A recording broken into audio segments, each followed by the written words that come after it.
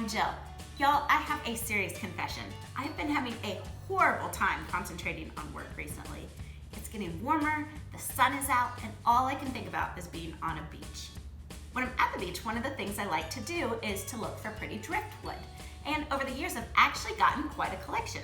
I decided I wanted to do something with it, so today I'm going to try to make a driftwood wreath. I hope that every time I look at it, I will be transported back to my happy place. Let's get started.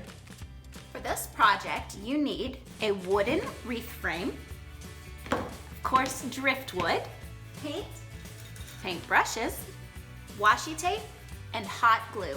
The first thing I'm going to start with is my wreath form. I wanted to use a wood base instead of a metal wreath form or a straw wreath form. The reason being, I wanted a flat wood surface to glue my driftwood to. But they didn't have a wooden wreath form. So this is the letter O. This is over in the letter section of the craft store. I thought it'd work perfectly for a wreath form.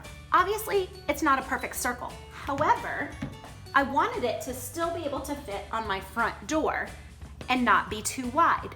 So, because some of my driftwood is longer pieces, this oval makes it a little more narrow so that there's plenty of room for my driftwood to go along the edges and it still fit on my front door. The first thing I'm gonna do is paint my driftwood pieces. You can see here I've just used an old muffin tin that I've kept for craft purposes because it's a great place to put small amounts of paint. I have several different shades of blue, and I've also included some neutral colors like white, an oceany pale gray, and a dark gray. I'm gonna use these on my details.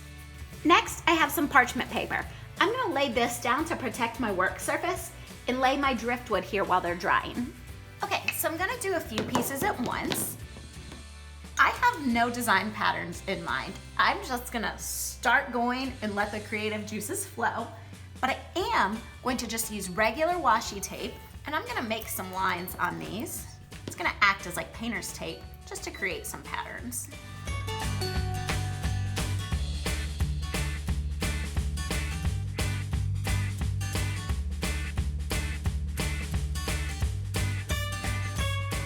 Okay, so we're gonna paint these first few and just kind of start seeing where we go.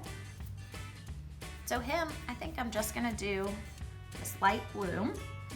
Some of these might take a second coat, some might not. I don't mind it being kind of light. Showing some of that wood grain through. Kind of looks whitewashed and like it's been weathered by salt and sea air. So right now he's kind of plain, but I might come back to him later and just do some detail, maybe some like navy blue dots or stripes. And because I didn't tape this off, I'm not at all worried about it not having a smooth edge where I finish with my paintbrush. Just kind of like the more natural look of it. I'm just gonna lay him over here to dry. And while I've got this light color brush out, I think I might do this one with some stripes. On to the next color.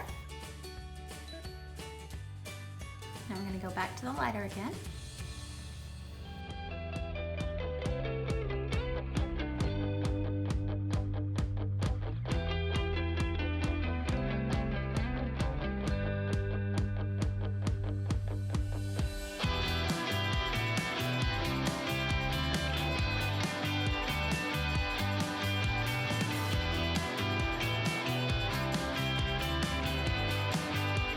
That's my last one for now. So now I'm just gonna let these completely dry, and when I come back, we're gonna add some detail. Now that my sticks have been drying, I'm gonna go ahead and remove the washi tape. You can see, just like painter's tape, it made some great neat lines. You can see it's not a totally perfect line on some, but it does not matter. That might be the back side, it'll never show. You might have another little stick glued over it. And driftwood is rustic in itself, so I really don't mind it having kind of a rustic organic look to it.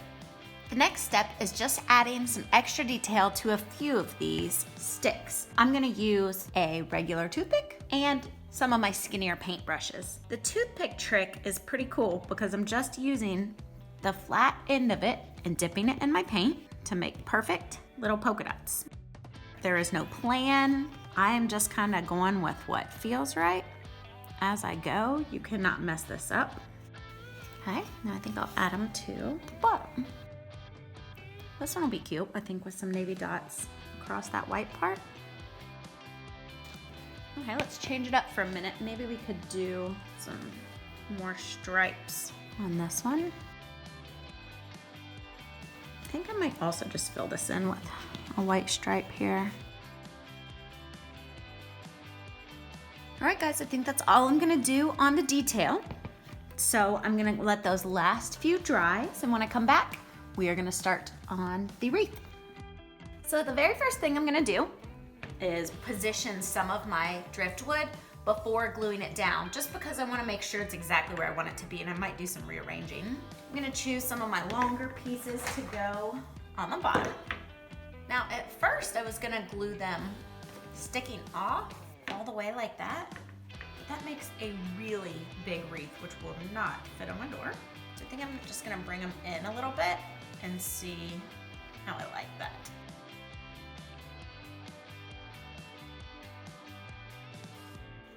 I'll see I'm liking the way it looks. I'm gonna go ahead and start gluing on some of this base layer. I also think that you could use wood glue, but the benefit of hot glue is that it dries pretty much immediately.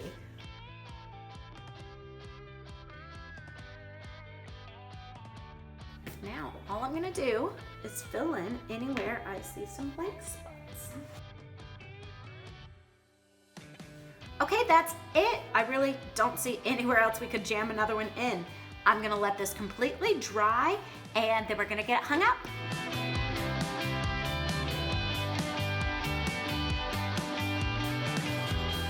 Well, guys, that's it for me. I hope you've enjoyed learning how to make this driftwood wreath.